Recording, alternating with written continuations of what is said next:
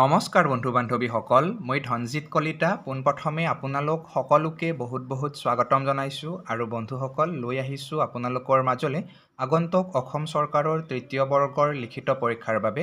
গণিতৰ খুবেই সুন্দৰ এখন মক টেষ্ট পেপাৰ। যিহেতু আমাৰ হাতত সময় একেবাৰে কম, মাজত মাত্ৰ 2টা দিন আছে, গতিকে আশা কৰিছোঁ আপোনালোক সকলোৰে প্ৰস্তুতি খুব জোৰদাৰভাৱে চলি আছে আৰু এই 2টা দিনত ময়ো আপোনালোকৰ মাজলৈ অতি কমেও 2খন হ'লেও গণিতৰ খুবেই গুৰুত্বপূৰ্ণ মক টেষ্ট পেপাৰ যোগান ধৰিবলৈ যত্ন কৰিম। যথেষ্ট গুৰুত্বপূৰ্ণ প্ৰশ্ন সমলেৰে এই মক টেষ্ট পেপাৰসমূহ সজোৱা হৈছে, গতিকে মই আশা কৰিছোঁ আপোনালোকে সকলোৱে ভিডিঅ'টো চাই ভাল পাব। লগতে বন্ধুসকল, আপোনালোকে যদি এই মক টেষ্ট পেপাৰৰ PDF নোটছখিনি বিচাৰে তেতিয়াহ'লে আপোনালোকে মোৰ টেলিগ্ৰাম চেনেলৰ পৰা লৈ ল'ব পাৰিব। মোৰ টেলিগ্ৰাম চেনেলৰ লিংক এই ভিডিঅ'টোৰ ডেছক্ৰিপশ্যন বক্সত দিয়া আছে, লগতে এই ভিডিঅ'টোৰ কমেণ্ট বক্সৰ পিন কমেণ্টৰ পৰাও আপোনালোকে লৈ ল'ব পাৰিব। বন্ধুসকল, এতিয়া আমি পোনে আগবাঢ়িছোঁ আজিৰ ভিডিঅ'টোৰ প্ৰথমটো প্ৰশ্নৰ মাজলৈ। যিহেতু আজি আপোনালোকৰ মাজলৈ ইয়াতে লৈ অহা হৈছে মক টেষ্ট পেপাৰ 1 আৰু এইটো টোটেলি 3rd গ্ৰেড এক্সামৰ বাবে হয়। প্ৰশ্নসমূহ যথেষ্ট গুৰুত্বপূৰ্ণ হয়, আপোনালোকে ধুনীয়াকৈ চাব। ইয়াতে প্ৰথমটো প্ৰশ্ন কি লোৱা হৈছে যে by selling an article for res72 there is a loss of 10%, in order to gain 5% its selling price should be. তো ইয়াতে আমাক কৈছে যে 72 টকাত কোনো এটা বস্তু যেতিয়া বিক্ৰী কৰিলে তেতিয়া তাত কি হৈছে 10% লোকচান হৈছে। ঠিক আছে, মানে যেতিয়া 72 টকাত এটা বস্তু বিক্ৰী কৰিছে তেতিয়া তাত 10% লোকচান হৈছে আৰু সেই বস্তুটো যদি 5% লাভত বিক্ৰী কৰিব লাগে তেতিয়াহ'লে বিক্ৰী মূল্যটো কিমান হ'ব। ঠিক আছে, যথেষ্ট গুৰুত্বপূৰ্ণ প্ৰশ্ন হয় আৰু এনেকুৱা ধৰণৰ প্ৰশ্ন পৰীক্ষাত অহাৰ যথেষ্ট সম্ভাৱনাও থাকে, গতিকে আপোনালোকে ধুনীয়াকৈ বুজিব। মই একেবাৰে শ্বৰ্ট ট্ৰিক্সৰ জৰিয়তে আপোনালোকক এই প্ৰশ্নটো বুজাই দিবলৈ যত্ন কৰিম। তো ইয়াতে আমাক কি কৈছে, আমাক কৈছে যেতিয়া বস্তুটো 72 টকাত বিক্ৰী কৰিছে তেতিয়া কি হৈছে ইয়াতে 10% লোকচান হোৱা বুলি কৈছে, হয়নে? গতিকে আমি এই 10%টোৰ পৰা ইয়াতে ধুনীয়াকৈ এনচাৰটো ল'ব পাৰিম যে আমি এই 10%টোক যদি ফ্ৰেকশ্যনলৈকে লৈ যাওঁ, 10%টোক যদি আমি ভগ্নাংশলৈকে লৈ যাওঁ তেতিয়াহ'লে আমি কি লিখিব পাৰোঁ বোলে, আমি লিখিব পাৰোঁ ইয়াতে 10/1, হয়নে? তাৰপিছত আমি যদি 5%টোকো ফ্ৰেকশ্যনলৈকে লৈ যাওঁ, 5% মানে আমাৰ কি আছিলে, হয়নে? 5% মানে যদি আমি কি বুলি কয় ফ্ৰেকশ্যনত লিখোঁ তেতিয়াহ'লে আমি কি লিখিম 20/1 লিখিম, হয়নে? এইখিনিতো আমি সকলোৱে জানো, আগতে আমি এইখিনি ধুনীয়াকৈ পঢ়ি আহিছোঁ। তো প্ৰথমতে কি কৰিছে 10% লোকচান কৰিছে। লোকচান ক'ত হয়, সদায় কিনা দামৰ ওপৰত হয়। গতিকে ইয়াতে যিটো কিনা দামৰ ৰেচিঅ'টো যদি 10 আছিলে তেতিয়াহ'লে বেচা দামৰ ৰেচিঅ'টো কিমান হ'ব, SPৰ ৰেচিঅ' তেতিয়াহ'লে কিমান হ'ব যে 10তকৈ 1 কম, অৰ্থাৎ লোকচান হৈছে। গতিকে ইয়াতে বেচা ৰেচিঅ'টো কিমান হ'ব 9 ৰেচিঅ' হ'ব। ঠিক আছে, ছেকেণ্ড টাইম কি ভাবিছে মনতে 5% লাভ কৰিব লাগিব। তো লাভ হ'লেও কি হ'ব, সদায় কিনা দামৰ ওপৰতে লাভবিলাক হয়। তো ইয়াতে যদি কিনা দামটো 20 ৰেচিঅ' হয়, ইয়াতে যদি কিনা দামটো কি হ'ব 20 ৰেচিঅ' হয় তেতিয়াহ'লে বেচা দামটো কি হ'ব মানে 20তকৈ 1 বেছি হ'ব, অৰ্থাৎ বেচা দামটো কি হ'ব ইয়াতে 21 ৰেচিঅ' হ'ব। এইখিনি ধুনীয়াকৈ আপোনালোকে বুজি পাইছে, হয়নে? তো এনেকুৱা ধৰণৰ প্ৰশ্ন আমি আগতেও বহুবাৰ কৰিছোঁ। তো এতিয়া আপোনালোকে ইয়াতে ধুনীয়াকৈ চাব যে আমি কি গম পালোঁ, বস্তুটোৰ যিটো কিনা দামটো আমি দেখিলোঁ যে একবাৰ 10 ৰেচিঅ' আৰু একবাৰ 20 ৰেচিঅ', হয়নে? কিন্তু যিটো বস্তু কিনিছিলে, এটা বস্তুৱে কিনিছিলে, তো এটা বস্তুৰ দুটা কেতিয়াবা কিনা দাম হ'ব পাৰে নেকি? ডেফিনেটলি নোৱাৰে, হয়নে? তো নোৱাৰিলে আমি কি কৰিব লাগিব, এই কিনা দাম দুটা আমি এটাই বনাব লাগিব, 10টো আৰু 20টো আমি এটা বনাব লাগিব। তো এটা আমি কেনেকৈ বনাম, 10 আৰু 20ৰ লসাগুৰ জৰিয়তে আমি এটা বনাব পাৰিম। তো 10 আৰু 20ৰ লসাগু হ'ব কিমান বোলে 20। তো আমি কিনা যিটো দাম আছিলে, কিনা দামটো আমি ধুনীয়াকৈ বনাই ল'লোঁ কিমান 20 বনাই ল'লোঁ। মানে 10টো আমি 20 বনালোঁ, 20টোতো বাৰু 20 আছে। তো 10টো যেতিয়া আমি 20 বনালোঁ, 10ৰ লগত আমি কি পূৰণ কৰিছোঁ 2 পূৰণ কৰিছোঁ। চ' ইভাগে 9টোৰ লগতো আমি 2 পূৰণ কৰিব লাগিব। চ' আমি 9 2 গুণ আমি কিমান পালোঁ 18 পালোঁ। তো আমি ধুনীয়াকৈ গম পালোঁ যে বস্তুটোৰ যিটো কিনা দাম আছিলে ইয়াতে 20 ৰেচিঅ'। ঠিক আছে, বস্তুটোৰ যিটো কিনা দাম সেইটো আছিলে ইয়াতে 20 ৰেচিঅ' আৰু প্ৰথম অৱস্থাত বস্তুটো বিক্ৰী কৰিছে কিমানত 18 ৰেচিঅ'ত। তেতিয়া কি হৈছে ইয়াতে 10% লোকচান হৈছে আৰু ছেকেণ্ড টাইম বস্তুটো বিক্ৰী কৰিছে কিহত 21 ৰেচিঅ'ত, হয়নে? যিহেতু ইয়াতে দুটা বিক্ৰী দাম ওলাব, গতিকে ইয়াতে প্ৰথমতে বিক্ৰী কৰিছে লোকচানত, হয়নে নহয়? তো ইয়াতে কি আছে 10% লোকচান হৈ আছে আৰু ছেকেণ্ড টাইম যিটো বেচা দাম এইটোত কি হৈ আছে ইয়াতে 5% প্ৰফিট হৈ আছে হয়নে এইখিনি ধুনীয়াকৈ আপোনালোকে ৰেচিঅ'ৰ কনচেপ্টসমূহ বুজি আহিছে আৰু মই বহু আগৰ পৰা আপোনালোকক প্ৰফিট লছই হওক বা পাৰ্চেণ্টেজৰ সমূহ ৰেচিঅ' একেবাৰে ধুনীয়াকৈ বহলাই বুজাই দিছোঁ তো এতিয়া ইয়াতে আমাক কি দিয়া আছে আমাক দিয়া আছে প্ৰথমৰ বেচা দামটো প্ৰথমতে কিমান দামত বিক্ৰী কৰিছে 72 টকাত বিক্ৰী কৰিছে আৰু তাৰ পিছত যিটো বিক্ৰী দাম সেইটো আমাক উলিয়াব দিছে হয়নে তো এতিয়া ইয়াতে আমি ধুনীয়াকৈ চাম আমাক প্ৰশ্নটোত কি দিয়া আছে আমাক কৈছে যে প্ৰথম অৱস্থাত 72 টকাত বস্তুটো বিক্ৰী কৰিছে আৰু ইবাগে আমি ৰেচিঅ' হিচাপে কি পাইছোঁ প্ৰথমতে বিক্ৰী ৰেচিঅ' আমি কিমান পাইছোঁ 18 তো ইয়াতে যদি এই যিটো 18 ৰেচিঅ' আমি পাইছোঁ এই 18 ৰেচিঅ' মানে যদি 72 টকা হয় ঠিক আছে 18 ৰেচিঅ' মানে যদি ইয়াতে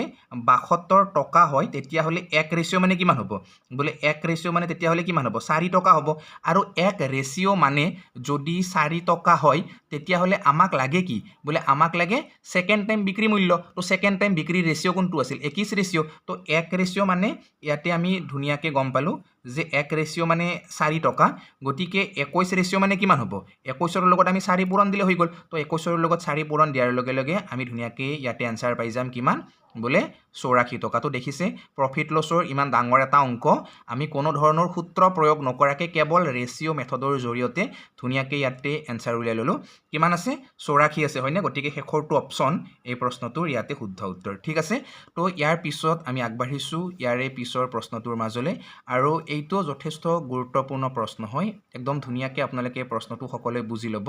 তো ইয়াতে প্ৰশ্নটোত আমাক কি কৈছে যে দুখন ৰেল এখন 160 মিটাৰ দীঘল আৰু আনখন 140 মিটাৰ দীঘল সমান্তৰাল লাইনত বিপৰীত দিশত চলি আছে মানে কি আছে তেওঁলোকে এখনে আনখনৰ মুখামুখিকে ৰেল দুখন চলি থকা বুলি কৈছে এখন ৰেল 77 কিলোমিটাৰ প্ৰতি ঘণ্টাত আৰু আন এখন ৰেল কি কৈছে ইয়াতে 67 কিলোমিটাৰ প্ৰতি ঘণ্টা বেগেৰে গতি কৰি আছে গতিকে ইখনে সিখনক যদি পাৰ কৰিব লাগে তেতিয়াহ'লে ইয়াতে কিমান সময় লাগিব আমাক সেইটো সুধিছে ঠিক আছে গতিকে যথেষ্ট গুৰুত্বপূৰ্ণ প্ৰশ্ন হয় আৰু এনেকুৱা ধৰণৰ প্ৰশ্নই হওক বা কনচেপ্টসমূহে হওক আমি আগতে ধুনীয়াকৈ শিকি আহিছোঁ এতিয়া আমি ধুনীয়াকৈ যদি ইয়াতে চাওঁ তো প্ৰথমখন ট্ৰেইনৰ যিটো লেন্থ প্ৰথমখন ট্ৰেইনৰ ইয়াতে লেন্থটো আমি L1 বুলি যদি ধৰোঁ দীঘলটো তেতিয়াহ'লে ইয়াতে আমাক কিমান দিছে বোলে প্ৰথমখন ট্ৰেইনৰ দীঘলটো ইয়াতে আমাক দিছে 160 মিটাৰ আকৌ সেকেন্ডখন ট্ৰেইনৰ যিটো লেন্থ সেইটো L2 বুলি ৰাখিছোঁ সেইটো ইয়াতে আমাক কিমান দিছে যে 140 মিটাৰ দিছে ঠিক আছে তো প্ৰথমখন ট্ৰেইনৰ দৈৰ্ঘ্য আমি গম পাইছোঁ 160 মিটাৰ সেকেন্ডখন ট্ৰেইনৰ দৈৰ্ঘ্য আমি গম পাইছোঁ 140 মিটাৰ তাৰপিছত ইয়াতে আমাক প্ৰথমখন ট্ৰেইনৰ যিটো স্পীড সেই স্পীডটো আমাক দিয়া আছে গতিকে ইয়াতে প্ৰথমখন ট্ৰেইনৰ স্পীডটো মই স্পীড 1 বা S1 হিচাপে ৰাখিছোঁ তো প্ৰথমখন ট্ৰেইনৰ স্পীডটো ইয়াতে আমাক কিমান দিছে 77 কিলোমিটাৰ পাৰ আৱাৰ কিমান দিছে 77 কিলোমিটাৰ পাৰ আৱাৰ আৰু দ্বিতীয়খন ট্ৰেইনৰ যিটো স্পীড সেইটোৰ স্পীডটোক আমি ইয়াতে স্পীডটো হিচাপে ৰাখিছোঁ আৰু কিমান দিছে স্পীডটো 67 কিলোমিটাৰ পাৰ আৱাৰ হয়নে এইখিনি প্ৰশ্ন আমাক কুৱেশ্যনত গিভেন আছে এতিয়া চাওক আমি যদি এতিয়া ইখনে সিখনক পাৰ কৰাতে কিমান সময় লাগিছে সেইটো যদি উলিয়াব লাগে তেতিয়াহ'লে প্ৰথম কথা আমি চাব লাগিব ট্ৰেইন দুখন অপজিট ডিৰেকশ্যনৰ পৰা আহি আছে নে সেম ডিৰেকশ্যনৰ পৰা আহি আছে তো ইয়াতে উল্লেখ কৰিছে যে ট্ৰেইন দুখন অপজিট ডিৰেকশ্যনৰ পৰা আহি আছে হয়নে তেওঁলোকে বিপৰীত মুখৰ পৰা আহি আছে গতিকে বিপৰীত ফালৰ পৰা যেতিয়া দুখন ট্ৰেইনে হওক বা দুটা গতিশীল বস্তু আহে তেতিয়াহ'লে ইয়াতে স্পীড দুটা আমি কি কৰিব লাগে সদায় ৰিলেটিভ স্পীড উলিয়াব লাগিলে স্পীড দুটা আমি ইয়াতে যোগ কৰিব লাগে অৰ্থাৎ S1 আৰু S2 আমি কি কৰিব লাগিব ইয়াতে যোগ কৰিব লাগিব গতিকে 77 আৰু 67 যদি আমি যোগ কৰোঁ তেতিয়াহ'লে ইয়াতে আমি কিমান পাম 144 পাম 144 কিলোমিটাৰ পাৰ আৱাৰ এইটো হ'ব তেওঁলোকৰ ৰিলেটিভ স্পীড ঠিক আছে লগতে ট্ৰেইনখনৰ যিটো লেন্থ আছিলে যিটো দৈৰ্ঘ্য আছিলে তো দুখন ট্ৰেইন হয় নে নহয় তো দুখন ট্ৰেইনৰ যিটো লেন্থ সেইটো আমি যোগ কৰি কিনে এটা ৰিলেটিভ দৈৰ্ঘ্য ইয়াতে উলিয়াই ল'ব লাগিব তো ইয়াতে মেইন যিটো ডিষ্টেঞ্চ সেই মেইন ডিষ্টেঞ্চটো আমি ইয়াতে কিমান ল'ব লাগিব দুখন ট্ৰেইনৰ দৈৰ্ঘ্যটো যোগ কৰিব লাগিব 160 আৰু 140 যোগ কৰিলে আমি কিমান পাম ইয়াতে 300 পাম তো 300 মিটাৰ ইয়াতে কি হ'ব ৰিলেটিভ ডিষ্টেঞ্চটো হৈ যাব আৰু ইয়াতে ৰিলেটিভ স্পীড আমি কিমান পালোঁ 144 কিলোমিটাৰ প্ৰতি ঘণ্টা তো এতিয়া আপোনালোকে ধুনীয়াকৈ সকলোৱে চাব আমাক কি লাগে আমাক লাগে এতিয়া টাইম হয়নে তো আমি যদি ইয়াতে সময়টো উলিয়াওঁ সময় উলিওৱা সূত্ৰ কি আছিলে বোলে সময় যেতিয়া আমি উলিয়াম সময় উলিয়াব লাগিলে আমি জানো যে যিটো আমাৰ ডিষ্টেঞ্চ থাকিব এই ডিষ্টেঞ্চক আমি কিহেৰে হৰণ কৰিব লাগিব স্পীডেৰে হৰণ কৰিব লাগিব হয়নে ডিষ্টেঞ্চক যেতিয়া আমি স্পীডেৰে হৰণ কৰিম তেতিয়া আমি কি পাই যাম মানে সময়টো পাই যাম গতিকে ইয়াতে ডিষ্টেঞ্চটো আমি ধুনীয়াকৈ গম পাইছোঁ যে ডিষ্টেঞ্চ কিমান আছে ইয়াতে 300 মিটাৰ আছে আকৌ যিটো স্পীডটো কিমান আছে 144 কিলোমিটাৰ প্ৰতি ঘণ্টাত আছে হয়নে তো আপোনালোকে নিশ্চয়কৈ সকলোৱে ইয়াতে লক্ষ্য কৰিব পাৰিছে যে ইয়াতে ডিষ্টেঞ্চ আছে মিটাৰত আৰু ইবাগে কি আছে স্পীডটো আছে কিলোমিটাৰ প্ৰতি ঘণ্টাত গতিকে কিলোমিটাৰ প্ৰতি ঘণ্টাত যদি স্পীডটো থাকে তেতিয়াহ'লে এইটোক আমি কি কৰিব লাগে মিটাৰ ছেকেণ্ডলৈকে কনভাৰ্ট কৰিব লাগে হয়নে তো ইয়াতে এইটো যদি আমি 144ক আমি যদি মিটাৰ ছেকেণ্ডলৈকে কনভাৰ্ট কৰোঁ কিলোমিটাৰ ঘণ্টাৰ পৰা তেতিয়াহ'লে আমি কি কৰিব লাগে ইয়াতে 18/5 আমি পূৰণ দিব লাগে হয়নে তো এতিয়া আমি যদি এইটো কাটাকাটি কৰোঁ তেতিয়াহ'লে ধুনীয়াকৈ কাটিব পাৰিম আপোনালোকে ধুনীয়াকৈ কাটি দিয়ক 9ৰে 2 বাজ যাব ইয়াতে 9ৰে কিমান বাজ যাব 9 1 গুণ 9 তাৰপিছত 9 6 গুণ 4 তাৰপিছত ইবাগে 16 আকৌ 2ৰে যাব কিমান বা 2 8 গুণ 16 তো ইবাগে 8 5 গুণ কিমান পালে আপুনি 40 তো 40 মিটাৰ ছেকেণ্ড আপুনি ইয়াতে কি পাই গ'ল আপুনি ইয়াতে যেটো স্পীড ৰিলেটিভ যেটো স্পীড হে ৰিলেটিভ স্পীড পাই গ'ল মানে ইয়াতে আছিলে 300 মিটাৰ ডিষ্টেঞ্চ আৰু ইবাগে তলত আপুনি কি পালে তলত পালে আপুনি 40 মিটাৰ ছেকেণ্ড ঠিক আছে তো মিটাৰ ধুনীয়াকৈ তো আপুনি কাটব পাৰিলে তো ইয়াতে আপোনালোকে ধুনীয়াকৈ যদি চাই তেতিয়াহ'লে 0 কাটব পাৰিলেনে তো এতিয়া 4ৰে যদি আপুনি 30 হৰণ কৰে তেতিয়াহ'লে কিমান হ'ব ইয়াতে আপুনি যদি 4ৰে 30 হৰণ কৰে 4 7 গুণ হ'ব 28 2 বাকি ৰ'ব দশমিকৰ পিছত 0 আহিব তাৰপিছত 4 5 গুণ কিমান হ'ব 20 অৰ্থাৎ 7.5 ছেকেণ্ড আমি ইয়াতে সময় পাই গ'লো আৰু ইয়াতে 7.5 ছেকেণ্ডটোৱে কি হ'ব এই প্ৰশ্নটোৰ ইয়াতে শুদ্ধ উত্তৰ অৰ্থাৎ দুয়োখন ট্ৰেইনে এখনে যদি আনখনক ইয়াতে পাৰ কৰিব লাগে ক্ৰছ কৰিব লাগে তেতিয়াহ'লে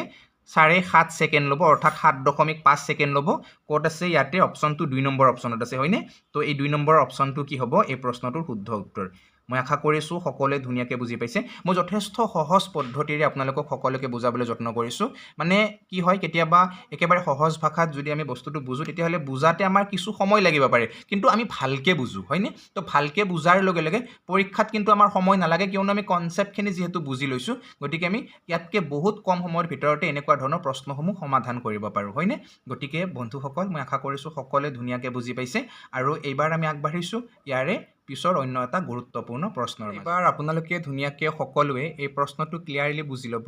ইয়াতে আমাক প্ৰশ্নটোত কি কৈছে যে এজন ব্যক্তিয়ে কিছুমান পেঞ্চিল 1 টকাত 5টা হিচাপত কিনে আৰু 1 টকাত 3টা হিচাপত বিক্ৰী কৰে ঠিক আছে বস্তুটো বুজি পাইছে আপোনালোকে যে এজন ব্যক্তি আছে এই ব্যক্তিজনে কিছুমান পেঞ্চিল কিনিছে কেনেকুৱা ধৰণত 1 টকাত 5টা পেঞ্চিল হিচাপত কিনিছে আৰু 1 টকাত 3টা পেঞ্চিল হিচাপত তেওঁ কি কৰিছে বিক্ৰী কৰিছে গতিকে আমাক সুধিছে যে তেওঁৰ লাভৰ যিটো শতাংশ সেই লাভৰ শতাংশ কিমান হ'ব তো ইয়াতে আমি একদম ধুনীয়াকৈ উলিয়াব পাৰিম যে যেতিয়া তেওঁ কি কৰিছে 5টা কলম কিনিছে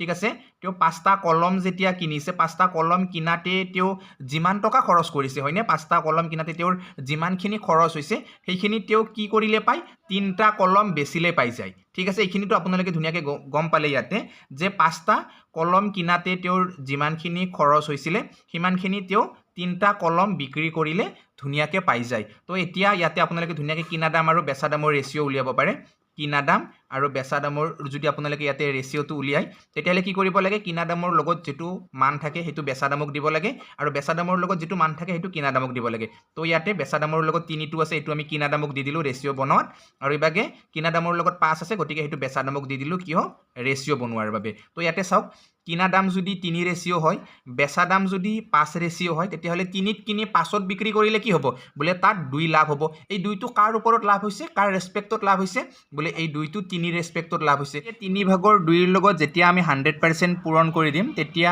আমি কিমান পাই যাম 66.66% পাই যাম হয়নে অৰ্থাৎ ইয়াৰে যেটো শুদ্ধ উত্তৰ হেতু আমি ধুনীয়াকৈ পাই গলো 66.66% কি হ'ব ইয়াৰে আনসাৰ হ'ব আপোনালোকে ধুনীয়াকৈ বুজি পাইছে যে ইয়াৰে এ নম্বৰ অপচনটো শুদ্ধ উত্তৰ মানে যেতিয়া এজন মানুহে কিছুমান পেন্সিল 1 টকাত 5টা হিচাপত কিনে 1 টকাত 3টা হিচাপত বিক্ৰী কৰিব তেতিয়া তাত লাভৰ শতাংশ কিমান হ'ব 66.66% তো আশা কৰিছো ধুনীয়াকৈ আপোনালোকে ক্লিয়াৰ কৰিব পাৰিছে তো এবাৰ আমি আগবাঢ়িছো ইয়াৰে পিছৰ প্ৰশ্নটোৰ মাজলে আৰু এইটো যথেষ্ট গুৰুত্বপূৰ্ণ প্ৰশ্ন হয় আপোনালোকে ধুনীয়াকৈ ক্লিয়াৰ কৰিব এই প্ৰশ্নটো ইয়াতে আমাক প্ৰশ্নটোত কি কৈছে যে পাইপ এ অকলে 8 ঘণ্টাত এটা টেংকি ভৰাই দিব পাৰে পাইপ বি অকলে 6 ঘণ্টাত সেই টেংকিটো ভৰাই দিব পাৰে যদি দুয়োটা পাইপ একেলগে খোলা থাকে আৰু 2 ঘণ্টাৰ পিছত পাইপ এ বন্ধ কৰি দিয়া হয় তেতিয়া আনটো পাইপে মানে বি এ টেংকিটো ভৰাই দিব কিমান সময়ত ঠিক আছে প্ৰশ্নটো আপোনালোকে আশা কৰিছো সকলোৱে ধুনীয়াকৈ বুজি পাইছে যে ইয়াতে দুডাল পাইপ আছিল এডাল পাইপ কি হয় এডাল পাইপ হয় ইয়াতে এ আৰু এ পাইপডালে কিমান সময়ত টেংকিটো ভৰাব পাৰে 8 ঘণ্টাত টেংকিটো ভৰাব পাৰে ঠিক আছে আৰু বি পাইপডালে সেই টেংকিটো কিমান সময়ত ভৰাব পাৰে 6 ঘণ্টাতে ভৰাই দিব পাৰে ঠিক আছে বুজিছে ন ইয়ালৈকে ধুনীয়াকৈ আপোনালোকে তো ইয়াতে আমি এটা টোটেল পানীৰ মানে ইয়াতে এটা পৰিমাণ দি দিছোঁ 8 ঘণ্টা আৰু 6 ঘণ্টাৰ এলচিয়ামটো মিলাই কিনে ইয়াতে ধুনীয়াকৈ দি দিছোঁ যে 24 লিটাৰ ইয়াতে টোটেল পানী হয় আৰু এই 24 লিটাৰ যেটো পানী এই 24 লিটাৰ পানীটো এ পাইপডালে ভৰালে এক কিমান সময় লাগে 8 ঘণ্টা সময় লাগে আৰু এই 24 লিটাৰ পানী যদি বি পাইপডালে ভৰাই তেতিয়াহ'লে বি কিমান সময় লাগে 6 ঘণ্টা সময় লাগে তো ইয়াতে আমি এ আৰু বি পাইপৰ এফিচিয়েন্সি পাই যাম অৰ্থাৎ 24 লিটাৰ পানী যদি এ পাইপডালে 8 ঘণ্টাত ভৰাই 1 ঘণ্টাত কিমান পানী ভৰাব বোলে 1 ঘণ্টাত তেতিয়াহ'লে 3 পানী ভৰাব হয় নে নহয় আৰু বি পাইপডালে 1 ঘণ্টাত কিমান পানী ভৰাব টোটেল পানী 6 ঘণ্টাত ভৰাব পাৰে 6 ঘণ্টাত যদি 24 লিটাৰ পানী ভৰাই 1 ঘণ্টাত 4 লিটাৰ পানী ভৰাব তো ইয়াতে ধুনীয়াকৈ আমি গম পালোঁ যে এ পাইপডালে 1 ঘণ্টাত 3 লিটাৰ পানী ভৰাব পাৰে আৰু বি পাইপডালে 1 ঘণ্টাত 4 লিটাৰ পানী ভৰাব পাৰে গতিকে দুয়োডাল পাইপ যদি এবাৰ একেলগে অন কৰি দিয়া হয় তো ইটো 3 ভৰাব ই 4 ভৰাব তো 1 ঘণ্টাত তেওঁলোকে কিমান পানী ভৰাব পাৰে পাইপ দুডালে 7 লিটাৰ পানী তেওঁলোকে 1 ঘণ্টাতে ভৰাব পাৰে তো ইয়াতে কৈছে যে 2 ঘণ্টা একেলগে অন কৰি দিয়া হৈছে পাইপ দুডাল তো 2 ঘণ্টাত কিমান পানী ভৰিব তো 1 ঘণ্টাত যদি 7 লিটাৰ পানী ভৰাই 2 ঘণ্টাত কিমান 14 লিটাৰ পানী ভৰিব হয়নে তো মুঠ পানী কিমান বোলে মুঠ পানী ভৰাব লাগে ইয়াতে 24 লিটাৰ আৰু 24 লিটাৰ পানীৰ 14 লিটাৰ পানী কোনে ভৰালে দুয়োডাল পাইপে লগ লগাই কিনে একেলগে ভৰালে ঠিক আছে তো এতিয়া বাকি কিমান থাকিল বোলে বাকি থাকিল এতিয়া 10 লিটাৰ পানী এই 10 লিটাৰ পানী এতিয়া কোনডাল পাইপে ভৰাব লাগিব যেহেতু এ পাইপডাল বন্ধ কৰি দিয়া হৈছে গতিকে বি পাইপডালে ভৰাব লাগিব তো বি পাইপডালে এই 10 লিটাৰ পানী ভৰাব লাগিলে বি পাইপডালক আকৌ কিমান সময় লাগিব 1 ঘণ্টাত কিমান পানী ভৰাই 4 লিটাৰ ভৰাই তো 10 লিটাৰ পানী ভৰাব লাগিলে সময় কিমান লাগিব আমি 10ক 4 ৰে হৰণ কৰিব লাগিব তেতিয়া আমি উত্তৰ কিমান পাম ইয়াতে বোলে 2.5 পাম অৰ্থাৎ 2.5 ঘণ্টা ইয়াতে সময় লাগিব মানে বাকি যিখিনি অৱশিষ্ট পানী আকৌ ভৰাব থাকিল সেই পানীখিনি যদি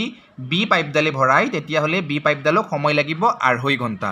ক্লিয়াৰ সকলোৰে মই আশা কৰিছোঁ ধুনীয়াকৈ সকলোৱে বুজি পাইছে এবাৰ আমি আগবাঢ়িছোঁ ইয়াৰে পিছৰ প্ৰশ্নটোৰ মাজলৈ অকল ইয়াতে আপোনালোকে ধুনীয়াকৈ সকলোৱে চাব এইবাৰৰ এই প্ৰশ্নটো যথেষ্ট গুৰুত্বপূৰ্ণ প্ৰশ্ন হয় যে 5,000 টকাৰ বছৰি 4% সুতৰ হাৰত 1.5 বছৰৰ চক্ৰবৃদ্ধি সুতৰ পাৰ্থক্য কিমান হ'ব যদি সুত এবাৰ বছৰিকীয়া হিচাপত আৰু এবাৰ 6 মহীয়া হিচাপত গণনা কৰা হয় ঠিক আছে মানে ইয়াতে আমাক এটা মূলধন দি দিছে মূলধনটো আমাক কিমান দিছে ইয়াতে 5,000 টকা দিছে ইয়াৰে যেটো ৰেট আমাক ৰেটটো দি দিছে কিমান দিছে বোলে ৰেটটো দিছে আমাক 4% আৰু ইয়াৰে যেটো টাইমটো আমাক দিছে কিমান বোলে 1:1/2 ইয়াৰ মানে 1.5 বছৰ ইয়াতে আমাক টাইম দি দিছে এতিয়া এই সুতটো দুইবাৰ দুটা ধৰণে গণনা কৰিছে একবাৰ ডাইৰেক্টলি বছৰিকীয়া হিচাপতে সুত গণনা কৰিছে আৰু অন্য এবাৰ কি কৰিছে 6 মাহৰ মূৰে মূৰে ইয়াতে কম্পাউণ্ড ইণ্টাৰেষ্টটো উলিয়াইছে গতিকে আমাক সুধিছে যে যেতিয়া বছৰিকীয়া হিচাপত উলিয়াব আৰু যেতিয়া 6 মহীয়া হিচাপত উলিয়াব তেতিয়া তাৰ মাজৰ যেটো পাৰ্থক্য হে মাজৰ পাৰ্থক্যখিনি কিমান হ'ব অকমান প্ৰশ্নটো হাই লেভেলৰ হয় তথাপি আপোনালোকে ধুনীয়াকৈ বুজিব মই একদম ধুনীয়াকৈ আপোনালোকক বুজাই দিছোঁ তো চাওক ইয়াতে মূলধন আছে কিমান বোলে মূলধন আছে 5,000 টকা তো প্ৰথম বছৰত 1 বছৰ হিচাপে যেতিয়া সুত উলিয়াইছিল বছৰিকীয়া হিচাপত আমি সেইটো প্ৰথমে কৰিম তো 5,000 টকা মূলধন আছে তো 5,000 টকাৰ প্ৰথম বছৰত সুত কিমান পাব বোলে প্ৰথম বছৰত সুত পাব ইয়াতে 4% মানে 100/4 হয়নে তো ইয়াতে 100 দুটা শূন্য 5,000 দুটা শূন্য কাটিলো তো ইয়াতে সুত কিমান পালো আমি 200 টকা পালো প্ৰথম বছৰত সুত কিমান দিব লাগিব 200 টকা সুত দিব লাগিব গতিকে এই 200 টকাটো যি সুত আহিল এই 200 টকাটোৰ তাৰ পিছৰ 6 মাহত কি আকৌ সুত পাই যাম মানে 200 টকাটো এতিয়া মূলধনত গুচি যাব তাৰ পিছৰ বছৰ মানে তাৰ পিছৰ যেটো 6 মাহ থাকি গ'ল সেই 6 মাহত কাৰ সুত দিব লাগিব এতিয়া মানুহজনে টোটেল 5,200 টকাৰ সুত দিব লাগিব হয়নে কিমান সুত দিব লাগিব 5,200 টকাৰ সুত দিব লাগিব আৰু এই 5,200 টকাৰ যেটো সুত এটো কেনেকৈ দিব লাগিব যে বছৰ হিচাপে যেতিয়া নিৰ্ধাৰণ কৰা আছিল ৰেটটো তেতিয়াহ'লে বছৰ হিচাপে চোৱাতে 4% দিব লাগে তো 1 বছৰত 4% সুত দিব লাগে তো 6 মাহত কিমান সুত দিব 4ৰ আধা দিব যেহেতু টাইমটো আধা হৈ গ'ল সুতৰ যেটো হাৰ সেইটো আধা দিব 4% ৰেটটো ধৰা আছিল যেহেতু 6 মাহতে সুতটো দিব লগা হ'ল তো 2% দিব গতিকে ইয়াতে 5,200 টকাৰ কি কৰিব লাগিব আমি 2% উলিয়াব লাগিব তো ইয়াতে যদি আমি 5,200 টকাৰ 2% টো উলিয়াও তেতিয়াহ'লে আমি কিমান পাম ইয়াতে বোলে 52 দুই গুণ আমি কিমান পালো 104 পালো অৰ্থাৎ প্ৰথমবাৰ সুত পাইছিলে 200 টকা পিছৰবাৰ সুত পালে 104 টকা তো টোটেল সুত কিমান পালে 1.5 বছৰত টোটেল সুত পালে ইয়াতে 304 টকা কিমান সুত পালে 1.5 বছৰত বোলে 304 টকা এইটো যেতিয়া বছৰেকীয়া হিচাপে সুদটো গণনা কৰিছিল তেতিয়া ঠিক আছে তো এইবাৰ আমি 6 মাহৰ মূৰে মূৰে এইখিনি সুদ গণনা কৰিম তো 6 মাহৰ মূৰে মূৰে যদি সুদখিনি গণনা কৰে তো ইয়াতে প্ৰথম কথা বছৰেকীয়া হিচাপত যেতিয়া সুতৰ হাৰ ধৰা থাকে 4% আৰু এইটো যদি 6 মাহৰ মূৰে মূৰে গণনা কৰা হয় তেতিয়াহ'লে ৰেটটো আমি কি কৰিব লাগে আধা কৰি দিব লাগে হয়নে 2% গতিকে প্ৰথম যিটো 6 মাহ আছিল প্ৰথম 6 মাহত এই 5000 টকাটোৰ সুদ পাব নে নাপাব তো প্ৰথম 6 মাহত এই 5000 টকাটোৰ সুদ কিমান পালে ইয়াতে 2% পালে ঠিক আছে তো 5000 টকাটোৰ যদি আমি 2% উলিয়াও তেতিয়াহ'লে কিমান হ'ব ইয়াতে বোলে 5000 টকাটোৰ ইয়াতে 2% আমি ধুনীয়াকৈ পাই গ'লো কিমান বোলে 100 টকা ওকে তো নেক্সট বছৰ সেই 100 টকাটোৰ আৰু সুদ পাবনে নেক্সট বছৰ সেই 100 টকাটোৰ আৰু ইয়াতে সুদ পাব কিমান সেই 2%হে পাব তো 100 টকাৰ যদি 2% আমি উলিয়াও 100 টকাৰ 2% মানে কিমান হ'ব 100 টকাৰ 2% বোলে ডাইৰেক্টলি আমি সেই 2 টকাটোৱে পালোঁ ঠিক আছে 100 টকাৰ 2% এই 2 টকাটোৱে আমি পালোঁ হয়নে নহয় 100 টকাৰ এইটো আমি ধুনীয়াকৈ 2 টকা পাই গ'লোঁ সুদ তো নেক্সট তাৰে পিছৰ 6 মাহত আকৌ এই 2 টকাৰো সুদ পাব 2 টকাৰ কিমান পাব বোলে 2 টকাটোৰো সেই 2%হে পাব 2 টকাটোৰো যদি আমি 2% সুদটোৱে উলিয়াও তেতিয়াহ'লে ইয়াতে 2 টকাৰ 2% কিমান হ'ব বোলে 0. আমি ইয়াতে কিমান পাম বোলে 0.04 পাই যাম ঠিক আছে 0.04 টকা ইয়াতে আমি সুদ পাই যাম তো ইয়াতে চাওক এইটো প্ৰথম 6 মাহৰ 100 টকা পাইছিলে এইটো তাৰ পিছৰ 6 মাহত 2 টকা সুদ পাইছে আৰু তাৰ পিছৰ 6 মাহত এইটো কি পাইছে 0.04 টকা সুদ পাইছে তো যিহেতু ইয়াতে তিনিটা ডাইৰেক্টলি হোল মানে সুদ ইয়াতে পাইছে গতিকে ইয়াৰ লগত মানে আমি 3 বছৰৰ যিটো চক্ৰবৃদ্ধি সুতৰ ৰেচিঅ' আছিল 3:1 আমি এইটো ইয়াতে পূৰণ কৰিব লাগিব ঠিক আছে বুজি পাইছে আপোনালোকে একদম ধুনীয়াকৈ তো আপোনালোকে একদম ক্লিয়াৰলি এইখিনি বুজিব যেতিয়া আমি 103 গুণ পূৰণ কৰিম 103 গুণ পূৰণ কৰিলে আমি কিমান পাম বোলে 103 গুণ পূৰণ কৰিলে আমি পাম ইয়াতে 300 টকা মই ইবাগে লিখিছোঁ আপোনালোকে ধুনীয়াকৈ চাব ইবাগৰ পূৰণ ইবাগে লিখিছোঁ 103 গুণ কিমান হয় বোলে 300 টকা হয় ঠিক আছে তাৰপিছত 2-3 গুণ কিমান বোলে 6 টকা হয় 0.04 পূৰণ 1 কিমান হ'ব বোলে 0.04 হৈ থাকিব তো ইয়াতে যদি আমি দশমিকটো বহাই দিওঁ 0.4 আমি লিখিব লাগিব হয়নে নহয় তো ইয়াতে আমি ধুনীয়াকৈ কি গম পালোঁ 306.04 টকা হৈ যাব কিমান বোলে 306.04 তো এইটো কেনেকৈ পালোঁ আমি 6 মাহৰ মূৰে মূৰে যেতিয়া সুদটো গণনা কৰা হৈছিলে তেতিয়া আমি এই সুদটো পালোঁ কিমান পালোঁ যে 306.04 টকা পালোঁ আৰু জেনেৰেলি যদি বছৰেকীয়া হিচাপত সুদটো গণনা কৰা হয় তেতিয়া 304 টকা সুদ পাইছিলোঁ তো আগতকৈ কিমান বাঢ়িল 2 টকা আৰু 0.4 পইচা আগতকৈ বাঢ়ি গ'ল হয়নে 2.04 আগতকৈ কি হৈ গ'ল এতিয়া বৰ্তমান বাঢ়ি গ'ল চ' ইয়াতে এ নম্বৰ অপশ্যনটো কি হ'ব শুদ্ধ উত্তৰ তো এনেকুৱা ধৰণৰ প্ৰশ্ন আহিব পাৰে পৰীক্ষাত বিশেষকৈ UPSCৰ CSET পেপাৰত এনেকুৱা ধৰণৰ প্ৰশ্ন মই বহুতবাৰ দেখা পাইছোঁ গতিকে আপোনালোকে ধুনীয়াকৈ এই প্ৰশ্নখন বা এই যিটো আপোনালোকলৈ মক টেষ্টৰ সিৰিজ আগবঢ়োৱা হৈছে এই সিৰিজটো আপোনালোকে কমপ্লিট কৰিব আপোনালোকৰ আহিব লগা যিকোনো ধৰণৰ প্ৰতিযোগিতামূলক পৰীক্ষাৰ বাবে আপোনালোকে নিজে বহুত ওপৰত মানে মেথছত বিশেষকৈ ৰেডি কৰি তুলিব পাৰিব ঠিক আছে তো এইবাৰ আমি আগবাঢ়িছোঁ ইয়াৰে পিছৰ প্ৰশ্নটোৰ মাজলৈ আৰু এই প্ৰশ্নটো কিন্তু গুৰুত্বপূৰ্ণ প্ৰশ্ন ইয়াতে প্ৰশ্নটো জ্যামিতিৰ পৰাই লোৱা হৈছে তো যথেষ্ট গুৰুত্বপূৰ্ণ প্ৰশ্ন আপোনালোকে ধুনীয়াকৈ চাব ইয়াতে দুটা শংকুৰ কথা কৈছে আমি শংকুবিলাক ধুনীয়াকৈ জানো ন শংকুবিলাক এনেকুৱা হয় টুপিৰ নিচিনা হয়নে তো এই দুটা ইয়াতে শংকু আছে তো শংকু দুটাৰ ইয়াতে আমাক কি দিয়া আছে আয়তনৰ অনুপাত দিয়া আছে ঠিক আছে যে দুটা শংকুৰ যিটো আয়তন কেনেকুৱা 1:4 বুলি কৈছে মানে এটোৰ আয়তন যদি 1 হয় এটোৰ আয়তন কিমান হ'ব 4 হ'ব আৰু ইহতৰ ব্যাসৰ যিটো ব্যাসৰ অনুপাত আমাক কিমান কৈছে 4:5 বুলি কৈছে ব্যাস মানে এই যিডাল ভূমি ইয়াতে থাকিব এই ভূমিৰ যিটো ব্যাস থাকিব এডালক ব্যাস বুলি কয় বা ঠিক ডাঙৰটোৰ এনেকুৱা এডাল ইয়াতে ব্যাস থাকিব এই ব্যাসৰ অনুপাত আমাক কিমান বুলি কৈছে ইয়াতে 4:5 বুলি কৈছে তো ইহতৰ উচ্চতাৰ যিটো অনুপাত সেই উচ্চতাৰ অনুপাতখিনি আমাক উলিয়াব দিছে তো এইটো যথেষ্ট গুৰুত্বপূৰ্ণ প্ৰশ্ন হয় আৰু এইটো বহুত ওপৰৰ লেভেলৰে বাৰু প্ৰশ্নটো আপোনালোকে ধুনীয়াকৈ ক্লিয়াৰ কৰিব আৰু একদমেই ধুনীয়াকৈ মই বুজাই দি আছোঁ তো প্ৰথম অৱস্থাত আমি জানিব লাগিব যে শংকুৰ আয়তন আমি কেনেকৈ উলিয়াও বোলে শংকুৰ আয়তন আমি উলিয়াও কি আছিলে 1/3 পাই r স্কুৱেৰ ইনটু h আছিলে হয়নে এইটো আছিলে শংকুৰ আয়তন উলিওৱা সূত্ৰ এতিয়া আপোনালোকে চাব যে সৰু শংকুটোৰ আয়তন উলিয়াব লাগিলেও আমি এই সূত্ৰটোৱে ব্যৱহাৰ কৰিব লাগিব ডাঙৰ যিটো শংকু আছে সেইটোৰো যদি আমি আয়তন উলিয়াও তেতিয়াহ'লে আমি এইটো সূত্ৰই ব্যৱহাৰ কৰিব লাগিব মানে 1/3 পাই এবাৰ r2 মই ডাঙৰ হাতত লিখিছোঁ r স্কুৱেৰ ইনটু h2 মই ডাঙৰ হাতত লিখিছোঁ মানে এবাৰ মানে ৰেডিয়াছটো আৰু হাইটটো এবাৰ ডাঙৰ হাতত লিখিছোঁ যিহেতু দুয়োটা মানে শংকুৰে কথা ইয়াতে কৈছে তো ইয়াতে আপোনালোকে ধুনীয়াকৈ চাব পাৰে যে ইয়াতে যদি আমি চাওঁ 1/3 পাই 1/3 পাই আমি ধুনীয়াকৈ কাটি ল'ব পাৰোঁ কাটাৰ লগে লগে ইবাগে কি থাকিলে ইবাগে থাকিল সৰু হাতৰ r স্কুৱেৰ আৰু সৰু হাতৰ h থাকি গ'ল আৰু ইবাগে কি থাকিল ডাঙৰ হাতৰ r স্কুৱেৰ আৰু ডাঙৰ হাতৰ h থাকি গ'ল তো এটাক যদি আমি অনুপাত হিচাপে লওঁ তেতিয়াহ'লে অনুপাতটো আমাক দিয়া আছে কিমান দিয়া আছে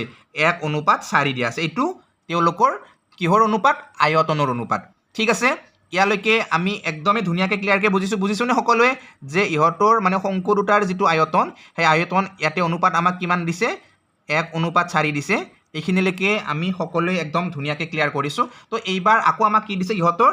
ব্যাসৰ অনুপাত দিছে ব্যাসৰ অনুপাত কিমান দিছে ব্যাসৰ অনুপাত দিছে ইয়াতে আমাক 4:5 ব্যাসৰ অনুপাত মানে ডায়মিটাৰ হয়নে তো ইয়াতে যদি এবাৰ আমি মানে ডায়মিটাৰৰ অনুপাত উলিয়াও তো সৰুটো যিটো শংকু আছে সৰু শংকুটোৰ ব্যাসডাল মই সৰুটো ডি হিচাপে ৰাখিছোঁ আৰু ডাঙৰ শংকুটোৰ ব্যাসডাল মই ডাঙৰটো ডি হিচাপে ৰাখিছোঁ এইখিনিলৈকে আপোনালোকে ধুনীয়াকৈ বুজি যাব তো এতিয়া চাব আপোনালোকে যে ইহঁতৰ অনুপাতটো আমাক কেনেকৈ দিছে ইহঁতৰ অনুপাত দিছে যে সৰুটো শংকুৰ ব্যাস 4:5 বুলি কৈছে ডাঙৰ শংকুটোৰ ব্যাস 5:5 বুলি কৈছে এতিয়া ব্যাসবোৰ জেনেৰেলি কি হয় বোলে ব্যাসবোৰ ব্যাসাৰ্ধৰ মানে ডাবুল হয় হয়নে ব্যাসবোৰ কি হয় ব্যাসাৰ্ধৰ ডাবুল হয় মানে ইয়াতে যেটো সৰু দি আছে সৰু দিটোৰ অৰ্থ কি হ'ব সৰু দুটা আৰৰ সমান সৰুটো দি সৰু দুটা কিহৰ সমান আৰৰ সমান বাৰু ঠিক আছে আৰু ডাঙৰটো দি দুটা ডাঙৰ দিৰ মানে দুটা ডাঙৰ আৰৰ সমান বাৰু ঠিক আছে ডাঙৰটো দি দুটা ডাঙৰ আৰৰ সমান এইখিনিলৈকে ক্লিয়াৰ আপোনালোকৰ তো ইয়াতে ধুনীয়াকৈ অনুপাতটো আমি গম পালোঁ কিমান বোলে 4:5 গতিকে ইভাগে আমি 2 যদি ধুনীয়াকৈ কাটি দিওঁ তো r আৰু r অনুপাত পাই গ'লোঁ মানে ইয়াতে আমি এতিয়া ব্যাসাৰ্ধৰ অনুপাত পাই গ'লোঁ ঠিক আছে কাৰ অনুপাত পালোঁ ব্যাসাৰ্ধৰ অনুপাত পালোঁ সৰুটো ব্যাসাৰ্ধ 4:5 ডাঙৰটোৰ ব্যাসাৰ্ধ 5:5 তো ইভাগে দেখিছেনে আমি ধুনীয়াকৈ r² × h আছিলে তো ইয়াতে আমি r মানটো পুট কৰি দিম বেলেগ একো নকৰোঁ তো ইয়াতে প্ৰথমটো সৰু r মান আমি কিমান পাইছিলোঁ 4 পাইছিলোঁ গতিকে 4টো আমি স্কুৱেৰ কৰি দিম ডাঙৰটো r আমি কিমান পাইছোঁ 5 পাইছোঁ তো 5টো আমি ধুনীয়াকৈ স্কুৱেৰ কৰি দিম ইহঁতৰ লগত h টো কি হৈ আছে বোলে ইহঁতৰ লগত প্ৰথমে সৰু h টো পূৰণ হৈ আছে আৰু তলত ডাঙৰ h টো পূৰণ হৈ আছে আৰু সমান ইয়াতে কিমান আহি আছে ইভাগে আমি যদি ইভাগৰ সমানটো ইভাগে ধুনীয়াকৈ চাই লওঁ তেতিয়াহ'লে ইভাগে সমান আহি আছে কিমান 1/4 এইখিনিলৈকে আমাৰ একদম সকলোৰে ক্লিয়াৰ হৈছে তো এবাৰ আপোনালোকে ধুনীয়াকৈ চাব ইয়াত বাৰু অকণমান ঠাইৰ অভাৱ মই ইভাগে এইখিনি ধুনীয়াকৈ লিখি দিছোঁ একদম ধুনীয়াকৈ ক্লিয়াৰ কৰিব দিয়ক বহুত গুৰুত্বপূৰ্ণ হয় ঠিক আছে তো এতিয়া আপোনালোকে ধুনীয়াকৈ চাওকচোন যে ইয়াতে h ৰ লগত এই দুটা কি হৈ আছে ইভাগে h ৰ লগত যদি আমি এইটো চাওঁ 4² পূৰণ হৈ আছে আৰু ইভাগে ডাঙৰ h টোৰ লগতো 5² কি হৈ আছে পূৰণ হৈ আছে তো সমান চিহ্ন সিভাগে গ'লে কি হ'ব হৰণ হ'ব তো ইভাগে যদি আমি সৰু h টো আৰু ডাঙৰ h ৰ যদি অনুপাত উলিয়াওঁ তেতিয়াহ'লে এইটো চাইডে কি আছিল অলৰেডি ইয়াতে 1 আৰু 4 আছে হয়নে 4/1 অলৰেডি আছে তো ইভাগে এইটো পূৰণ হৈছে ইভাগে গ'লে কি হ'ব হৰণ হ'ব তাৰ মানে ইয়াতে 4² ওপৰত আছিল ইভাগে গ'লে ক'ত আহিব 4² তলত নামি আহিব 5² তলত আছিল সিভাগে গ'লে ক'ত যাব ওপৰত গুচি যাব কাৰণ হৰণ হ'লে উল্টি যায় ন তো ইয়াতে আপোনালোকে ধুনীয়াকৈ এবাৰ চাওক যে h আৰু h ৰ মানে সৰুটো হাইট আৰু ডাঙৰটো হাইট বুলি কৈছোঁ ইয়াতে অনুপাত দুটা আমি ধুনীয়াকৈ পাই গ'লোঁ তো ইয়াতে 1 আছে তলত 4 আছে পূৰণ 5 গুণ কিমান বোলে 25 আৰু 4 গুণ কিমান বোলে 16 এইখিনিলৈকে তো বুজি পাইছে আপোনালোকে তো ইয়াতে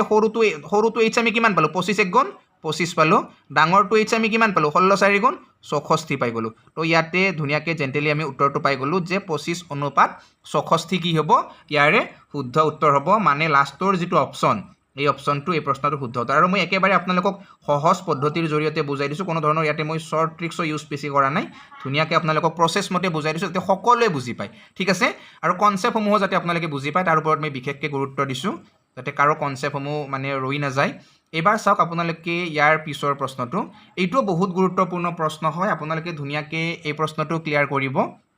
ইয়াতে আমাক প্ৰশ্নটোত কি কৈছে যে 8 সেণ্টিমিটাৰ দৈৰ্ঘ্যৰ এটা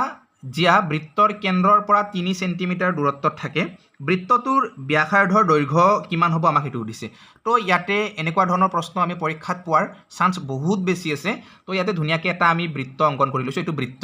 তো বৃত্তৰ এটা কেন্দ্ৰবিন্দু থাকে একেবাৰে সোঁ মাজত হয়নে এইটো বৃত্তৰ কেন্দ্ৰবিন্দু তো আমাক কৈছে এই বৃত্তৰ কেন্দ্ৰবিন্দুৰ পৰা প্ৰায় 3 সেণ্টিমিটাৰ দূৰত পুৰা 3 সেণ্টিমিটাৰ দূৰত এডাল কি আছে এডাল জিয়া আছে আৰু এই জিয়াডালৰ যিটো দৈৰ্ঘ্য এই জিয়াডালৰ দৈৰ্ঘ্য কিমান বুলি কৈছে ইয়াতে আমাক 8 সেণ্টিমিটাৰ বুলি কৈছে কিমান এই জিয়াডালৰ যিটো দৈৰ্ঘ্য এইটো 8 সেণ্টিমিটাৰ হয় আৰু কেন্দ্ৰৰ পৰা এইখিনিলৈকে দৈৰ্ঘ্য কিমান 3 সেণ্টিমিটাৰ তো জিয়াডালক যেতিয়া কেন্দ্ৰৰ পৰা অহা কোনোবা এডাল ৰেখাই কাটে তেতিয়া কি একেবাৰে সমাজতে কাটিব হয়নে নহয় তো এইডাল যেহেতু ফুল যিডাল ইয়াতে জিয়া আছিল জিয়াডাল 8 সেন্টিমিটাৰ আছিল গতিকে ইবাগৰখিনিও 4 হ'ব ইবাগৰখিনিও 4 হ'ব এই কাটাকাটি কৰা বিন্দুটোৰ পৰা হয়নে নহয় তো ইয়াতে এই যেটো বিন্দু আছিল বিন্দুটোৰ পৰা ইবাগে এইখিনিলৈকে কিমান দূৰত্ব ইয়াতে 3 সেন্টিমিটাৰ দূৰত্ব ঠিক আছে তো আমাক সুধিছে এই কেন্দ্ৰবিন্দুৰ পৰা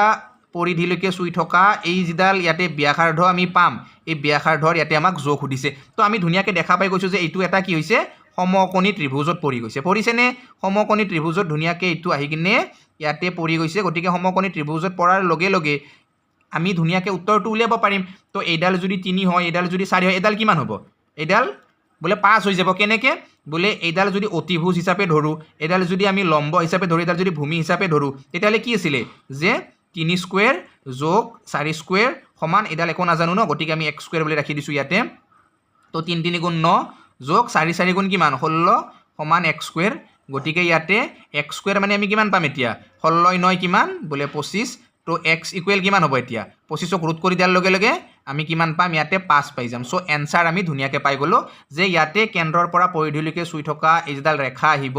এইডালৰ দৈৰ্ঘ্য কিমান হ'ব ইয়াতে 5 সেন্টিমিটাৰ হ'ব মানে এ নম্বৰ যেটো অপচন সেই এ নম্বৰ অপচনটো হ'ব এই প্ৰশ্নটোৰ শুদ্ধ উত্তৰ ক্লিয়াৰ হৈছে আপোনালোকৰ সকলোৰে মই আশা কৰিছো যে ধুনীয়াকৈ আপোনালোকে কমপ্লিট কৰিব পাৰিছে আৰু এনেকুৱা ধৰণৰ প্ৰশ্ন পৰীক্ষাত আহিব পাৰে মানে ঠিক আছে এতিয়া আহিলে আৰু কাৰো টেনচন নাই সকলোৱে ধুনীয়াকৈ কৰিব পাৰিব তো এইবাৰ আমি আগবাঢ়িছো পুনৰ ইয়াৰে পিছৰ প্ৰশ্নটোৰ মাজত সকল এইবাৰ আপোনালোকে ধুনীয়াকৈ সকলোৱে এই প্ৰশ্নটো ক্লিয়াৰলি বুজি ল'ব যথেষ্ট গুৰুত্বপূৰ্ণ প্ৰশ্ন হয় আৰু দ্বিঘাত সমীকৰণৰ পৰা এই প্ৰশ্নটো ইয়াতে লোৱা হৈছে ইয়াতে আমাক প্ৰশ্নটোত কি কৈছে যে find da value of k for which the quadratic equation kx whole into x minus 2 plus 6 equal 0 has two equal roots মানে ইয়াতে আমাক কৈছে k এর মান উলিয়াব দিছে যদি দ্বিঘাত সমীকৰণটো কি হয় kx whole into x minus 2 plus 6 equal 0 হয় আৰু ইয়াৰে যি মূল থাকিব মূল দুটা সমান বুলি কৈছে গতিকে যেতিয়া কি হয় দ্বিঘাত সমীকৰণৰ মূল দুটা সমান হয় তেতিয়া কি আছিল ইয়াৰ যেটো বিবেচিকা আছিল হেতু আছিল b² - 4ac = 0 হয় হয়নে তো প্ৰথম অৱস্থাত আমি এইটো যেহেতু দ্বিঘাত সমীকৰণত পৰি নাই গতিকে আমি এইটো দ্বিঘাত সমীকৰণলৈকে লৈ আহিছো যে ইয়াতে আমাক দিছে kx তাৰ পিছত দিছে হোল ইনটু x - 2 তাৰ পিছত দিছে আমাক +6 তো ইয়াতে kx ৰ লগত x টো পূৰণ কৰিলে আমি কি পাম kx² পাম তাৰ পিছত ইয়াতে মাইনাস চিন আহিব kx দুই গুণ কিমান হ'ব kx দুই গুণ যদি আমি চাও তেতিয়াহলে 2kx আহিব হয়নে নহয় এতে যদি চাও তেতিয়াহলে আমি 2kx পাম আৰু ইবাগে আমি কি পাম +6 টোৱে পাম আৰু ইকুৱেল 0 পাই যাম ঠিক আছে তো এইটো এতিয়া আমি গম পালো যে দ্বিঘাত সমীকৰণৰ ফৰ্মত পৰিছে আৰু ইয়াৰ জেনেৰেল ফৰ্মটো কি আছিল যে ax² + bx + c = 0 হয়নে এইটো আছিল ইয়াৰে মানে যেটো জেনাৰেল ফৰ্ম হেতু ঠিক আছে তো এই ফৰ্মত ধুনিয়াকৈ ইয়াতে পৰি গৈছে তো ইয়াতে a b c এৰ মান আমি ধুনিয়াকৈ উলিয়াব পাৰিম তো a এর মান যদি আমি উলিয়াও তেতিয়াহলে a এর মান ইয়াতে আমি কিমান পাম a এর মান আমি k পাম b এর মান আমি কিমান পাম বলে b এর মান আমি তেতিয়াহলে ইয়াতে 2k পাম -2k পাম ঠিক আছে b এর মান কিমান পাম বলে আমি -2k পাম আৰু ইয়াতে c এর মান আমি কিমান পাম বলে 6 পাম তো এতিয়া মই অকমান আগতে আপোনালোকক কলো যে যেহেতু ইয়াতে মানে যে দুটা মূল হ'ব মূল দুটা যেহেতু সমান বুলি কৈছে গতিকে ইয়াতে কি আছিল যে b² - 4ac = 0 b² - 4ac = কি হ'ব 0 হ'ব গতিকে ইয়াতে ধুনিয়াকৈ মান পুট কৰি দিয়ক b এৰ মান কিমান আছিল -2k তো আপোনালোকে ধুনিয়াকৈ হোল স্কয়াৰ কৰি দিয়ক -2k তাৰ পিছত ইয়াতে -4 এর মান কিমান আছিল এর মান আছিল k c এর মান আছিল কিমান বলে 6 গতিকে 2k টুক যদি আপোনালোকে স্কয়াৰ কৰি দিয়ে কিমান হ'ব ইয়াতে বলে 4k হৈ যাব 4k² হ'ব বাৰু তো 4k² মাইনাস ইবাগে 6 4 গুণ 24 24k পাই গলো ঠিক আছে 24k পাই গলো তো ইবাগে স্কয়াৰটো কাটিলো ইবাগৰ k টো কাটিলো তো আমি পাই গলো কিমান বলে 4k - 24 = 0 হয়নে তো ইয়াতে যদি আমি ধুনিয়াকৈ চাও তেতিয়াহলে আমি কি পাই যাম যে 4k ইকুৱেল আমি 24 পাম এটো যদি আমি হিবাগে লৈ যাম -2 তো এটা k এর ভ্যালু আমি কিমান পাম 4টা k মানে যদি 24 হয় এটা k মানে 6 হৈ যাব তেতিয়াহলে তো ইয়াতে আমি ধুনিয়াকৈ k এর মান উলিয়াব পাৰিছো যে ইয়াতে যেটো k এৰ ভ্যালুটো কিমান হ'ব 6 হ'ব অৰ্থাৎ ইয়াৰে শুদ্ধ উত্তৰ 2 নম্বৰ অপচনটো হ'ব মই আশা কৰিছো সকলোৱে ধুনিয়াকৈ বুজি পাইছে তো দ্বিঘাত সমীকৰণৰ পৰা প্ৰশ্ন এটা অহাৰ খুবেই সম্ভাৱনা আছে তো এইবাৰ আমি ইয়াৰ পিছৰ প্ৰশ্নটোৰ মাজলৈ আগবাঢ়িছো এটো এৰিথমেটিক প্ৰগ্ৰেছনৰ পৰা প্ৰশ্নটো লোৱা হৈছে আৰু এটো যদি আমি ধুনিয়াকৈ চাও তেতিয়াহলে ইয়াতে আমাক কি কৈছে দা 30 টাৰ্ম যেটো টাৰ্ম আছে হেতু আমাক ইয়াতে উলিয়াব দিছে এৰিথমেটিক প্ৰগ্ৰেছনৰ আমাক প্ৰগ্ৰেছনটো দিয়া আছে কেনেকুৱা প্ৰথমটো ইয়াতে পদ দিয়া আছে কিমান 10 আৰু ডিফাৰেন্সবোৰ কেনেকুৱা আছে 10তকৈ 3 কম 7তকৈ আকৌ 3 কম তেনেকুৱা না 3 কে কমি কমি গৈ আছে গতিকে আমাক সুধিছে যে 30 নম্বৰ টাৰ্মটো কি হ'ব ইয়াতে তো এইটো যথেষ্ট সহজ হয় নিশ্চয় আপোনালোকে পাৰিব ইয়াৰ বাবে সূত্ৰটো কি আছিল যে an ইকুৱেল কি আছিল a প্লাছ আপোনাৰ n মাইনাছ 1 ডিফাৰেন্স কিমান আছিল ডিফাৰেন্সটো আমি পূৰণ কৰিব লাগে d হয়নে তো ইয়াতে a আমি যদি a টাৰ্মটো উলিয়াও তেতিয়াহ'লে a 30 নম্বৰ টাৰ্মটো যদি উলিয়াও তেতিয়াহ'লে আমি কি কৰিব লাগিব ইয়াতে ধুনীয়াকৈ এৰ মান আমি ল'ব লাগিব এৰ মান আমাক কিমান দিয়া আছে ইয়াতে 10 দিয়া আছে প্ৰথম পদ তাৰ পিছত আমি এনৰ মান ইয়াতে কিমান পাম ইয়াতে কেইটা পদ উলিয়াব দিছে আমাক 30টা পদ উলিয়াব দিছে তাৰ পিছত -1 ডিফাৰেন্সটো কিমান বলে ইয়াতে ডিফাৰেন্সটো কিমান হৈ আছে 3 কে কমি যাই আছে গতিকে -3 তাৰ পিছত ইয়াতে ধুনীয়াকৈ আপোনালোকে কৰিব কিমান পাব এইখিনি আপোনালোকে ইয়াতে পালে ধুনীয়াকৈ 10 তাৰ পিছত পালে ইবাগে প্লাসে মাইনাসে মাইনাস হৈ গল ন প্লাসে মাইনাসে আপোনাৰ হ'ব মাইনাস কিমান 29 আৰু এইটোৰ লগত এইটো আপোনাৰ একেলগে পূৰণ হৈ আছে ইয়াতে 29 ইনটু ইবাগে -3 আছে তো ইয়াতে ধুনীয়াকৈ যদি আপুনি চাই এইটো প্লাস আছিল তে আগত প্লাস আছিল ব্ৰেকেটৰ ভিতৰতে এইখিনি আছে তো এইখিনি হ'ব একচুয়ালি পূৰণ কৰিলে ইয়াতে ঠিক আছে তো ইয়াতে আপোনালোকে এবাৰ ধুনীয়াকৈ চাব যে 10 যোগ ইবাগে 29 3 গুণ কিমান হ'ব পূৰণ কৰিলে ইবাগে 29 3 গুণ আপোনালোকে পাব 3 9 গুণ 27 ৰ 7 3 2 গুণ 6 2 8 ন -87 ইটো প্লাস এই প্লাস মাইনাস বিলাক বহুত উল্টা পুল্টা হৈ থাকে দিয়ক আপোনালোকে কিন্তু এইবিলাক ক্লিয়াৰ কৰিব কাৰো যাতে ভুল হৈ নাহে পৰীক্ষাত তো ইয়াতে 10 প্লাসে মাইনাসে -87 গতিকে আমি কিমান পালো ইয়াতে -77 পাই গলো ঠিক আছে তো -77 কি হ'ব এই প্ৰশ্নটো শুদ্ধ উত্তৰ হ'ব অৰ্থাৎ 30 নম্বৰ যদি আমি হেই এৰিথমেটিক প্ৰগ্ৰেছনটো উলিয়াও তেতিয়াহ'লে আমি কিমান পাম ইয়াতে -77 পাই যাম ক্লিয়াৰ একদম সকলোৰে তো এবাৰ আমি আগবাঢ়িছো ইয়াৰ পিছৰ প্ৰশ্নটোৰ মাজলে লগতে এই প্ৰশ্নটো হ'ব আজিৰ আমাৰ এই মক টেষ্টৰ শেষৰটো প্ৰশ্ন যথেষ্ট গুৰুত্বপূৰ্ণ প্ৰশ্ন হয় আৰু এনেকুৱা ধৰণৰ প্ৰশ্ন মই আপোনালোকৰ মাজলে আগতেও লৈ আহিছিলো আজিও পুনৰ লৈ আহিছো কিয়নো বহুত বেছি গুৰুত্বপূৰ্ণ হয় ইয়াতে আমাক কি দিয়া আছে আমাক দিয়া আছে যে এটা বৰ্গৰ যেটো পৰিসীমা সেই পৰিসীমাখিনি এটা বৃত্তাকাৰ ক্ষেত্ৰৰ পৰিধিৰ সমান বুলি কৈছে মানে এটা বৰ্গ আছে আৰু এয়াৰ যেটো পৰিসীমা হ'ব এই পৰিসীমাটো এটা বৃত্ত আছে যেটোৰ পৰিধিৰ সমান বুলি কৈছে আৰু এই বৃত্তটোৰ আমাক ইয়াতে ক্ষেত্ৰফল দিয়া আছে কিমান বৃত্তটোৰ ক্ষেত্ৰফল দিয়া আছে 3850 এতিয়া বৃত্তৰ ক্ষেত্ৰফল আমি কেনেকৈ উলিয়াও বলে পাই r স্কয়াৰ হয় নে নহয় তো পাই r স্কয়াৰৰ ভ্যালুটো আমাক দিয়া আছে কিমান 3850 গতিকে ইয়াতে যদি আমি এতিয়া r স্কয়াৰৰ ভ্যালুটো উলিয়াও পাইটো কি হৈছে পূৰণ কিবাকে গলে হৰণ হ'ব তো ইয়াতে 3850 ক যদি আমি পাইৰে হৰণ কৰি দিও কিমান হ'ব পাইৰ মানটো উল্টি যাব 7 ভাগৰ 22 কৈছে 22 ভাগৰ 7 হৈ যাব 7 টো ওপৰত গল 22 টো তলত নামি আহিল তো একদম সিম্পল কে আপোনালোকে কৰিব বেছি প্ৰবলেম নাই ডাইৰেক্টলি 11 ৰ কাটি দিয়ক 11 2 গুণ 22 11 ৰ এটো কাটি দিয়ক একদম ধুনীয়াকৈ কাটব পাৰব আপোনালোকে কিমান যাব বলে 350 বাৰ যাব আকৌ 2 ৰে এটো কাটি দিয়ক কিমান বাৰ যাব ইয়াতে 100 মানে 75 বাৰ গুচি যাব তো ইয়াতে ধুনীয়াকৈ আপোনালোকে পাই গল কাৰ মান r স্কয়াৰৰ ভ্যালু পাই গল r স্কয়াৰৰ ভ্যালু কিমান 175 7 গুণ হয়নে তো 175 7 গুণ কিমান হ'ব হে ইয়াতে আপোনাৰ 1225 হ'ব হয়নে কিমান হ'ব 175 7 গুণ 1225 আৰু এটো আপুনি কাৰ ভ্যালু পালে আপুনি এটো r স্কয়াৰৰ ভ্যালু পালে আমাক লাগে r ৰ ভ্যালু তো r ৰ ভ্যালু লাগিলে এটো আমি ৰুট কৰিব লাগিব তো 1225 ক ৰুট কৰিলে আমি কিমান পাম 35 পাম ন 35 গুণ 1225 তো আমি r ৰ মান পাই গলো কিমান 35 গতিকে r ৰ মান পোৱাৰ লগে লগে এতিয়া আমি বৃত্তটোৰ পৰিধি উলিয়াব পাৰিম তো বৃত্তৰ পৰিধি কেনেকৈ উলিয়াই বলে বৃত্তৰ যদি আমি পৰিধি উলিয়াব লাগে এতে ধুনীয়াকৈ চাব আপোনালোকে চাগে দেখাই নাপালে তলত সোমাই গৈছিলে ন তো ইয়াৰে ৰেডিয়াসটো আমি কিমান পালো 35 পাই গলো তো ৰেডিয়াস 35 পোৱাৰ লগে লগে আমি এতিয়া এই বৃত্তটোৰ পৰিধি উলিয়াব পাৰিম কেনেকৈ পৰিধি উলিয়াই বলে পৰিধি উলিয়াব লাগিলে আছিল আমাৰ 2 পাই r তো 2 লিখিলো পাইৰ মান 7 ভাগৰ 22 r ৰ মান আমি কিমান লিখিম ইয়াতে 35 লিখিম গতিকে ইয়াতে ধুনীয়াকৈ যদি কাট কোট কৰো 7 কিমান হ'ব 5 গুণ 35 তো ইয়াতে 5 4 গুণ আমি লিখিব পাৰো 20 40 লিখি দিলো 5 4 গুণ আমি কিমান লিখিলো ইয়াতে 20 20 ৰ লগত যদি আমি 22 পূৰণ কৰি দিও কিমান পাম ইয়াতে 5 4 গুণ 20 কি কৰিলো মই 5 2 গুণ হে আছিল ইয়াতে কি যে হ'ব ধনজিতৰ মোৰ যেতিয়া বহুত দীঘল টাইম একেলগে কথা কৈ থাকো তেতিয়া বহুত কিবা কিবি ঘটমটো কৰি দিও দিয়ক ঠিক আছে তো ইয়াতে 5 2 গুণ তো 10 এ হ'ব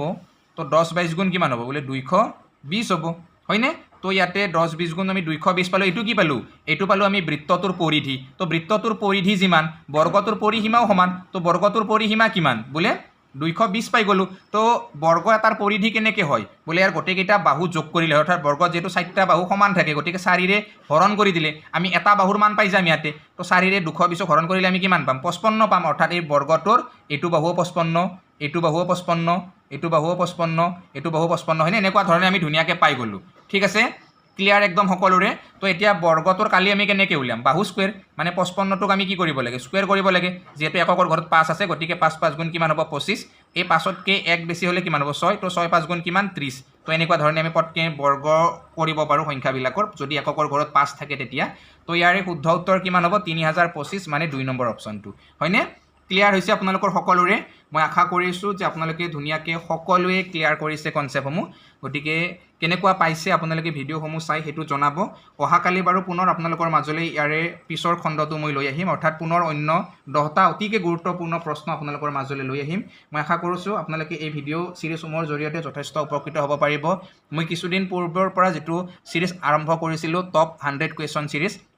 সেই ছিৰিজটো আপোনালোকে সকলোৱে ধুনীয়াকৈ কমপ্লিট কৰিব সেইটোও যথেষ্ট গুৰুত্বপূৰ্ণ ছিৰিজ হয় তাৰপিছত ৰাতিপুৱা যিটো ছিৰিজ আপোনালোকলৈ আগবঢ়াই থকা হৈছে ফাইনেল ৰিভিজন পেপাৰ সেইখিনিও বহুত গুৰুত্বপূৰ্ণ হয় সেইটো ছিৰিজো আপোনালোকে কমপ্লিট কৰিব আৰু এই যিটো মক টেষ্ট পেপাৰ মই আপোনালোকৰ মাজলৈ লৈ আহিছোঁ এইটোতো সকলোতকৈ গুৰুত্বপূৰ্ণ আৰ্হি প্ৰশ্ন কাকত গতিকে ধুনীয়াকৈ আপোনালোকে চাব এই মডেল কুৱেশ্যনখিনি আৰু আজিলৈ বাৰু বহুত বিশেষ তেনেকুৱা কথা নকওঁ যিহেতু পৰীক্ষা একেবাৰে সমাগত হয়নে গতিকে সকলোলৈ শুভেচ্ছাও জ্ঞাপন কৰিছোঁ লগতে আজিৰ এই ভিডিঅ'টো ইমানতে শেষ কৰিছোঁ ধন্যবাদ জয় আই অসম